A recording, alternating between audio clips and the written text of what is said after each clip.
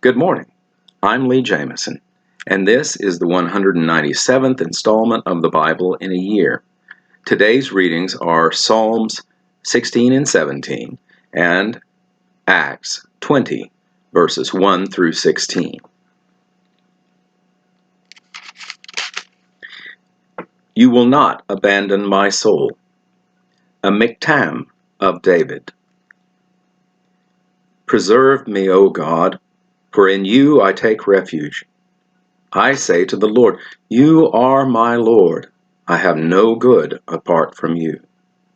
As for the saints in the land, they are excellent ones, in whom is all my delight. The sorrows of those who run after another god shall multiply. Their drink offerings of blood I will not pour out, or take their names on my lips. The Lord is my chosen portion and my cup. You hold my lot. The lines have fallen for me in pleasant places. Indeed, I have a beautiful inheritance. I bless the Lord who gives me counsel. In the night also my heart instructs me. I have set the Lord always before me. Because he is at my right hand, I shall not be shaken. Therefore my heart is glad, and my whole being rejoices. My flesh also dwells secure.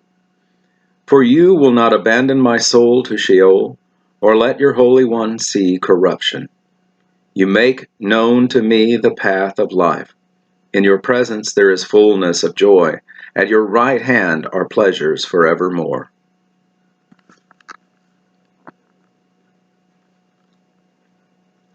In the shadow of your wings. Psalm 17. A prayer of David. Hear a just cause, O Lord, attend to my cry. Give ear to my prayer from lips free of deceit. From your presence let my vindication come. Let your eyes behold the right. You have tried my heart, you have visited me by night. You have tested me, and you will find nothing. I have purposed that my mouth will not transgress. With regard to the works of man, by the word of your lips, I have avoided the ways of the violent. My steps have held fast to your paths. My feet have not slipped. I call upon you, for you will answer me, O God. Incline your ear to me, hear my words. Wondrously show your steadfast love, O Savior of those who seek refuge from their adversaries at your right hand. Keep me as the apple of your eye. Hide me in the shadow of your wings. From the wicked who do me violence, my deadly enemies who surround me. They close their hearts to pity. With their mouths they speak arrogantly. They have now surrounded our steps. They set their eyes to cast us to the ground. He is like a lion eager to tear, as a young lion lurking in ambush. Arise, O Lord, confront him, subdue him. Deliver my soul from the wicked by your sword, from men by your hand, O Lord, from men of the world whose portion is in this life. You fill their womb with treasure, they are satisfied with children, and they leave their abundance to their infants. As for me, I shall behold your face in righteousness. When I awake, I shall be satisfied with your likeness. And now Acts, chapter 20, verses 1 through 16. Paul in Macedonia and Greece, chapter 20.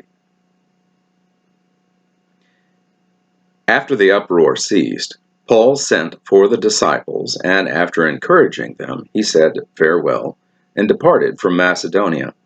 When he had gone through those regions and had given them much encouragement, he came to Greece. There he spent 3 months, and when a plot was made against him by the Jews, as he was about to set sail for Syria, he decided to return through Macedonia. Sopater the Berean, son of Pyrrhus, accompanied him, and of the Thessalonians, Aristarchus and Secundus, Gaius of Derbe, and Timothy, and the Asians, Tychicus and Trophimus. These went ahead and were waiting for us at Troas. But we sailed away from Philippi after the days of unleavened bread, and in 5 days we came to them at Troas, where we stayed for 7 days. Eutychus raised from the dead. On the first day of the week, when we were gathered together to break bread, Paul talked with them, intending to depart on the next day. And he prolonged his speech until midnight. There were many lamps in the upper room where we were gathered, and a young man named Eutychus, sitting at the window, sank into a deep sleep as Paul talked still longer. And being overcome by sleep, he fell down from the 3rd story and was taken up dead. But Paul went down and bent over him, and taking him in his arms said, "Do not be alarmed, for his life is in him." And when Paul had gone up and had broken bread and eaten, he conversed with them a long while until daybreak, and so departed. And they took the youth away alive, and were not a little comforted. But going ahead to the ship, we sailed for Assos, intending to take Paul aboard there. For so he had arranged, intending himself to go by land. And when he had met us at Assos, we took him on board and went to Mytilene. And sailing from there, we came the following day opposite Chios. The next day we touched at Samos. And the day after that, we went to Miletus. For Paul had decided to sail past Ephesus so that he might not have to spend time in Asia, for he was hastening to be at Jerusalem, if possible, on the day of Pentecost. And that concludes the reading in Acts. Thank you for watching this video all the way to the end. To gain a wider audience for this series of videos, I ask a few favors of you. First, please like the video and subscribe to the channel. You can also click on a bell icon, and that will make sure that you receive notifications when new videos come out. Then, if you have comments or questions, even if they're critical, I want to hear from them. Be civil, of course. The YouTube algorithm rewards videos that receive audience participation.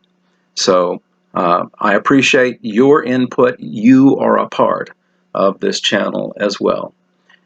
Thank you, and have a blessed day.